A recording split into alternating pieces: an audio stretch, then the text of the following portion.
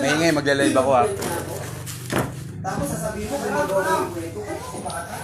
Ayun o. Patay mo muna. Yo, what's up sa inyo mga kadagit? May isa na namang nagkukupal at nagpipiling Diyos ang magaling. Ang animal, ang animal, ang animal. Ang halos lahat ay nakaaway niya na yata at nakasagutan. Alam na ng lahat yan sa mga group chat ng mga gagamba, sa mga GC. Hindi ko napapangalanan. Pinompyangan ko raw siya. Kung pinompyangan man kita, alam mong biro yun. Lagi mong ginagawa dito yun nung nagpupunta tayo kala Jason Webb. Kaya huwag kang gumawa ng kwento para sirain ako. Huwag kang magpiling mabait. Ilabas mo yung tunay mong ugali. Magaling ka lang sa may mga pag na may napapakinabangan ka. Pero pagka wala nang pakinabang, wala na. Simula, nag-live ka kanina, dami nag-chat sa akin, puro vlogger. Screenshot ko yung lahat, tapos ipopost ko dito sa page ko ha. Popost ko yun. Para makita mo kung sino yung mga tao na yun. Na nababad trip na sa'yo, hindi yung paalam. Isa lang masabi ko sa'yo, magtrabaho ka. Ganun lang yun. Magtrabaho ka. Huwag kang, pastor ka ba? Ba't di ka magpastor? Dami mong alam eh. Sa lahat ng GC, ikaw lang yung mga kung ano-anong meme yung pinopost mo, puro patungkol sa Diyos. Halos ikaw na yung nangangaral sa amin ah. May mga utak naman kami. Alam naman namin yung ginagawa namin. Bakit panay ang pangaral mo? Kakampi ka pa dun sa isang nag-post, siguro hindi mo matanggap. Bad trip na sa'yo lahat ng kasama natin. Alam ko na alam mo yan. Huwag mo itatanggi yan. Alam na alam mo yan sarili mo na marami nang umiiwas sa'yo. Dahil sa ganyang ugali mo. Pero pag ikaw napapagkwentuhan at nasasabi sa amin, nababanggit ka sa akin, isa lang sinasabi ko eh. Ay, no comment na ako sa'yo. Kaya lang dahil syempre, nag-post ka, nagpatama ka pa, hindi mo pa ako pinangalanan. Alam mo naman sarili mo yung pa-plastic ka pa. 'Di ba? Huwag ganoon. Hindi na nga kita pinapansin eh. Alam mo ba na blinak na kita? May nagsabi lang sa akin mga vlogger. Blinak na kita eh. Okay na eh. Nananahimik na ako eh. 'Di ba? Shoutout sa inyo lahat ah. Pasensya na kayo ah. Medyo may tuturuan lang tayo ng leksyon dito. Nagyayabang. Alam mo kung sino. Pare, magtrabaho ka. Huwag kang umasa sa bigay ng ibang tao. Yun lang masasabi ko sa'yo. Pare, sinasabi mong blessing, makamtan mo. Ganun lang yun. Simple lang yan. Wala kang patutunguhan pagka ganyan ka, kung maninira ka. Hindi kita siniraan, Brad. Sa GC, umalis ka. Nagpapyaw ka na nagpapyaw. Tapos, nung linuluto ka na ng sarili mong laman, umalis ka sa GC. Gawain mo yan, umalis sa GC. O di, ano nangyari? Nagbuka ka tuloy tanga. Pinagtawanan ka tuloy ng mga kasama natin. Halos lahat kami tumawa sa'yo.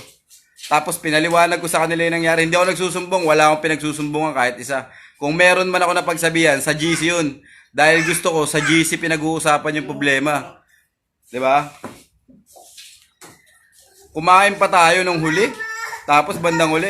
Nag-PM ka sa akin ng umaga. Busit na busit ako. Pangit ng ginawa mo.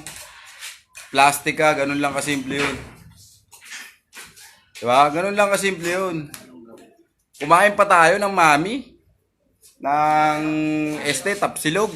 Tapos, pag uwi mo, ganun lang. Nagsumbong ka pa sa iba. Dami mong alam. Dami mong alam. Yan, sa mga vlogger na nakakasama mo, meron ako ditong pruweba. May mga nag-PM sa akin regarding sa ugali mo ha. Pag ako nainis, ipopost ko yun, screenshot ko. Pinost ko na yun sa isang GC namin sa original na group chat namin. So, alam na nila yan. Huwag na kayong dito, walang plastikan. Ako, kung ano yung ugali ko, nakilala nyo ako, mayabang ako sa mayabang. Pero, hindi nyo alam yung mga pinagdadaanan ko, saka yung mga narating ko. Kung meron man ako narating, pinaghirapan ko to. Siyempre, dahil tulong ng Diyos to. Hindi to, walang ibang tumulong sa akin, kundi Panginoon lang, sa sarili ko lang. At kung meron mga involved na tao dito, salamat. Wag mong gawin tanga yung mga tao, Brad. Tandaan mo yan. Huwag kang magpaking plastic. Yan. Alam nila kasapi yan. Kundi dahil lang kay kasapi, hindi kita lalapitan. Kaya lang, syempre, dahil ayoko ng gulo, linapitan kita. Kaya lang, pinompyangan ba kita? Kung pinompyangan kita, alam mo sa sarili mong biro yun. Dahil ginagawa mo sa amin ni Jason yan dito palang, gawain natin yan. Nung binatukan mo ba si Cabalbon TV sa tournament, nagalit ba siya sa'yo? Tignan mo sa video, sa upload ni Jason Webb, ha? Maririnig nyo doon na binatukan si Cabalbon. Hindi lang kita sa video, pero nagbanggit ng pangalan si Cabalbon. Nagkasagutan pa kayo doon. Tapos meron akong vlog, behind the scene ng tournament. Papakita ko sa'yo kung ilang beses mo akong plinastic, hindi mo ako pinansin. Hindi pa pwede i-upload, i-upload ko yan. Huwag kang plastic, huwag mo akong siraan sa tao. Para kalabasan tayo. Total, nagpaparinig ka. Okay, sige. Di ba? Ganun lang yun. Ngayon, okay na. Masaya ka na. Gagawin mo pang mabuti yung sarili mo. Magpakatotoo ka lang. Ito isa lang masabi ko sa'yo. Giginhawa yung loob mo. Buksan mo lang. Wag mong lasunin yung isip ng ibang tao. Tandaan mo yan. Ako, marami ako natulungan na vlogger, pero hindi ko yan ginawan dahilan para magalit sa kanila basta alam mo sa sarili mo yan kung sino ka. Hindi na rin kita papangalanan, pero alam mo na yan. Alam na lahat ng nasa GC yan. Huwag ka na magkunwari pa. Huwag ka magbait-baitan, huwag mong idama yung Panginoon sa mga kung ano-ano man. Huwag ka magpastor-pastoran dahil di ka naman pastor. Alam natin nakakakilala ka sa Diyos, lahat tayo nakakakilala sa Diyos. Pero huwag mong gawing dahilan yun para lasunin yung utak ng ibang tao. So yun lang, maraming salamat sa inyo. Pasensya na kayo sa lahat ng mga solid kadagit dyan. Shoutout sa inyong lahat, lagi kayong mag-iingat. God bless all sa inyong lahat. Yun lang. Hindi si Cabalbon yan. Okay yan si Cabalbon.